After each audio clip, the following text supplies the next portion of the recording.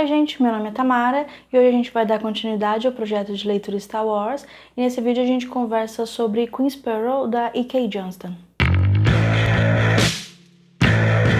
Para quem ainda não sabe, eu me organizei para ler os livros do universo Star Wars e eu expliquei tudo direitinho em como eu vou fazer no primeiro vídeo. Então eu vou deixar aqui nos cards e no box de informações o link para o primeiro vídeo, aí depois vocês dão uma olhadinha lá para entender como é que eu tô seguindo. Seguindo a ordem então, o livro é Queen Sparrow, ele não tem tradução para o Brasil, infelizmente, mas o título dele em tradução livre seria algo como O Perigo da Rainha. Esse livro, como a gente já vê logo na capa, ele se concentra principalmente na história da Padmé, antes e depois dela ser eleita a rainha de Naboo. Logo no começo do livro a gente vê que a Padmé sempre foi interessada em ajudar. Desde pequena ela ia para outros mundos que estivessem morrendo para tentar salvá-los de alguma forma. E ela sempre queria fazer o máximo possível para quem ela pudesse ajudar. E aí ela resolveu se concentrar no seu planeta natal, em Naboo, e o máximo possível que ela poderia ser em Naboo, que ela poderia fazer para ajudar, seria ser eleita a rainha do planeta. A primeira coisa que ela acha importante, que fez ela querer ser rainha de Naboo, é que Naboo não tem uma relação com os planetas ao redor. Então a primeira coisa que ela quer é ter uma relação melhor com eles. E Naboo não era um lugar com muita proteção, as defesas dele não eram das melhores.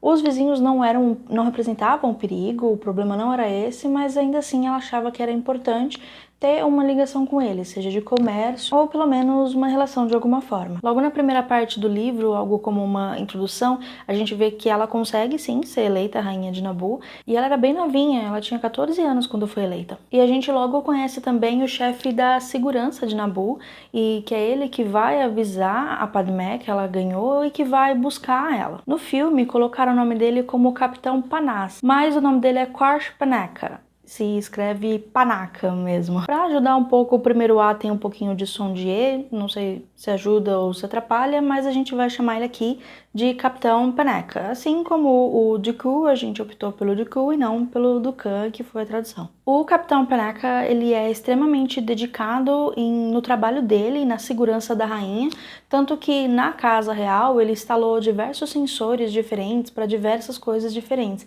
o que gera até uma situação meio engraçada por causa de um desses sensores que ele colocou lá. E na verdade ele teria feito muito mais do que ele fez se a Padmé não tivesse segurado ele um pouco, porque ele queria inclusive que tivessem seguranças dentro da casa dela, dentro da casa real, o que ela não aceitou. Como ela não queria seguranças dentro da casa, eles chegaram num acordo de que ela teria servas que, além de acompanhar e ajudar ela no dia a dia, elas também deveriam ser capacitadas para garantir a segurança dela. Então foram escolhidas algumas meninas que passariam 100% do tempo com a Padmé.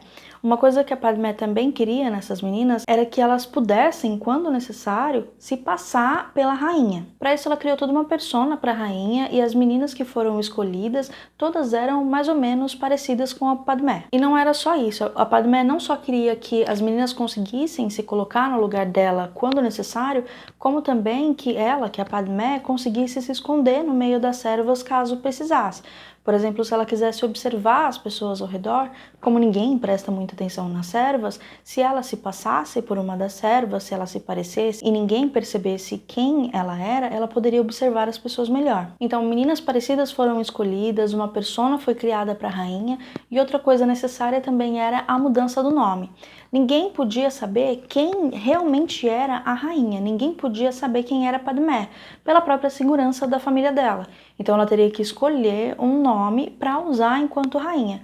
E aí ela escolheu o nome de Amidala. E assim foi indo a criação da persona da rainha. Um nome diferente, uma voz diferente que as meninas pudessem copiar, tudo para que a rainha fosse uma pessoa completamente diferente se uma das meninas precisasse se passar por ela ou quando a Padmé precisasse se esconder no meio das servas, ninguém percebesse que ela na verdade era a Amidala. Como proteção da identidade, todas as meninas também mudaram os seus nomes, para que, de novo, as famílias delas não corressem riscos. Então, como eu falei do começo, a Padmé escolheu o nome de Amidala, exceto quando ela fosse se passar por uma das servas, aí ela manteve o nome de Padmé. Então, para as servas se misturarem, elas escolheram nomes que soassem mais ou menos igual o da Padmé. Por exemplo, uma das meninas que se passaria mais frequentemente Pela Amidala, ela se chamava Sabine e mudou para Sabé. Quando a Padmé quisesse e fosse se passar por uma das servas, a intenção era que só elas soubessem. Então nem o próprio Capitão Penneca, que era o chefe da segurança, não saberia quem era de verdade, se a Amidala seria Padmé ou se a Padmé estaria entre as servas. Ele não gostou nada disso, mas não é sempre que se ganha um argumento contra a rainha, e de qualquer forma ele gostava da ideia de uma das meninas poder se passar por ela quando necessário. Quando, por exemplo, a vida dela estivesse em risco. Eles não imaginavam que algum ataque pudesse vir a acontecer, mas o Capitão Penneca, ele sempre se preparava para o pior. Então, se algum ataque acontecesse, ele poderia ter a segurança de que a pessoa vestida de rainha não era exatamente a rainha. Nisso delas serem bem parecidas, inclusive, elas tentam organizar uma mini fuga para se divertir um dia de noite, o que, claro, deixou o Capitão Penneca bem doido. Como eu falei, uma das coisas principais que a Padmé queria fazer era criar uma boa relação com os planetas vizinhos. Então ela organiza um encontro com todo mundo para que eles possam conversar, para que eles negociem e passem a ter um relacionamento bom. Mas é claro que na política nem tudo são flores também. Bom, um pouco depois da metade desse livro, ele começa a passar na mesma época do primeiro filme, da Ameaça Fantasma, mas ele não conta os mesmos acontecimentos que acontecem no filme. Ele conta a história no mesmo tempo, só que paralelamente. Então, Naboo acaba sendo invadido e, como eles imaginavam, eles não tinham defesa o suficiente para isso. Então, a rainha e algumas servas, elas acabam tendo que fugir junto com os Jedi, fugir de Naboo. Aí a gente começa a ter um pouco dos acontecimentos dessas pessoas, dessas servas e da rainha, que foram com os Jedi, mas a gente não tem nada do que está no filme. A gente tem, por exemplo, enquanto eles estão em Tatooine, a gente tem as servas conversando na nave, por exemplo. E a gente também tem uma visão maior da situação de Naboo, que foi invadido pela Federação do Comércio, né? Então a gente sabe como eles estão lá, como eles estão sendo mantidos e qual é a situação. Nesse ponto da história eu vou tentando contar o melhor possível sem dar grandes spoilers para quem quiser ler o livro, mas fica um pouco difícil porque, como eu disse, a linha do tempo já tá junto com o primeiro filme, então são acontecimentos que intercalam, mas eu vou fazer o possível para não dar spoiler além do que tá no filme, porque o filme acho que grande maioria ou todo mundo já viu e o livro eu sei que não. Aqui a gente tem também 3 mini apariçõezinhas do Anakin. A gente tem a primeira vez quando eles conhecem com a mãe dele e depois fala que Anakin Skywalker gosta de voar, que ele realmente gosta de voar, naquele ponto-chave do filme. Aqui a gente vai ter também os maravilhosos Qui-Gon Jinn e Obi-Wan Kenobi, além do Jar Jar Binks também, o controverso Jar Jar Binks, mas o livro não vai se concentrar muito neles, só nos momentos que a história intercalam e no que não tiver sido contado no filme. Aqui a gente também tem o Palpatine pela primeira vez como senador e depois como chanceler.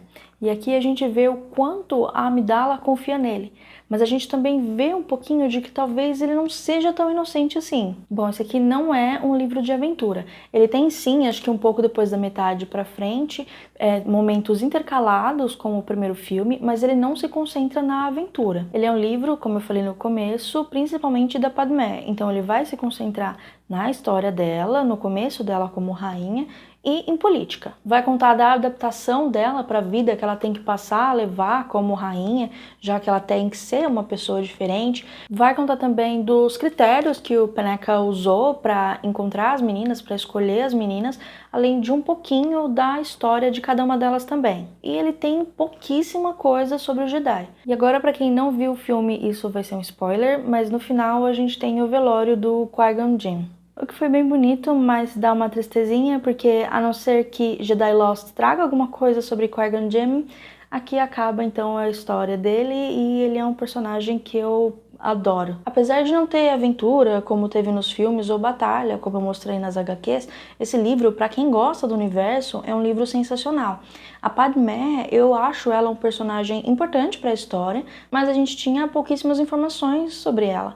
Aqui a gente conhece pelo menos um pouco da história dela enquanto rainha de Naboo. E não só isso, a gente fica sabendo melhor o que estava acontecendo em Naboo quando foi atacada e a rainha teve que fugir. Eu adorei o livro, a parte que ele intercala com o filme, seria como ver os bastidores do filme.